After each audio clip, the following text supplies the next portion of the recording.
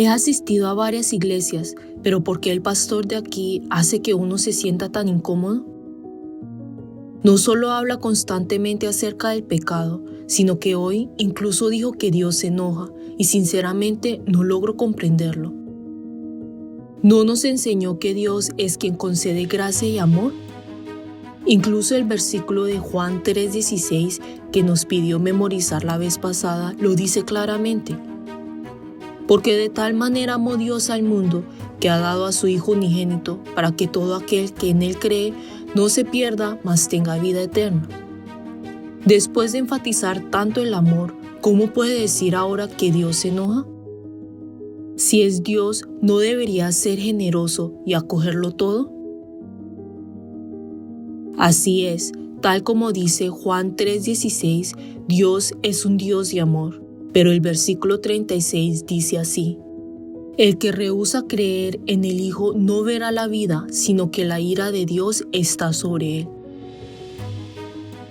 Dios concede amor, pero también manifiesta su ira. Hoy en día, hablar sobre la ira de Dios se ha vuelto en algo muy incómodo. Por eso, las iglesias modernas rara vez mencionan la ira de Dios y mucho menos enseñan que incluso los cristianos pueden enfrentarla. El evangelio se ha convertido en un evangelio sentimental que busca principalmente agradar el corazón de las personas. El evangelio que la Biblia presenta presupone la ira de Dios. Para descubrir el valor del evangelio, primero debemos reconocer que Dios es quien se enoja y comprender cuán temible es su ira. El gran diluvio que consumió a la humanidad, la destrucción de Sodoma y Gomorra, el aniquilamiento del ejército de Egipto, el final de aquellos que se opusieron a Moisés. A través de estos acontecimientos vemos con claridad que Dios manifestó su ira. Lo mismo ocurre en el Nuevo Testamento.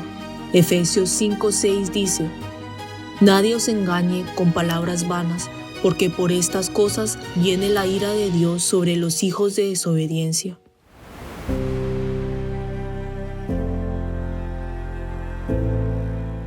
No debemos considerar la ira de Dios como algo imperfecto, semejante a la ira humana. En la ira del ser humano siempre interviene el pecado. La ira humana surge cuando uno no puede controlar su agitación y estalla sus emociones sin pensar. Pero la ira de Dios es completamente justa y siempre es una ira justa. La ira del ser humano nace de la codicia, del egoísmo y de los celos, mientras que la ira de Dios proviene de la santidad. Dios es santo, por lo tanto puede airarse contra el pecado, y porque se aira contra el pecado, Él es santo.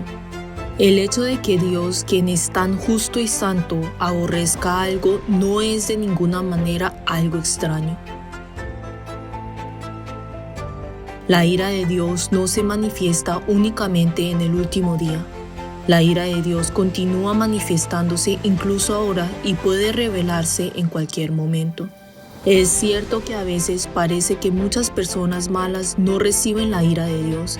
Sin embargo, Dios no está dejando sus pecados sin atender. La ira de Dios se está acumulando. Cuando la copa de la ira se haya llenado por completo, Dios intervendrá. Dios es perfecto, la ira de Dios es justa.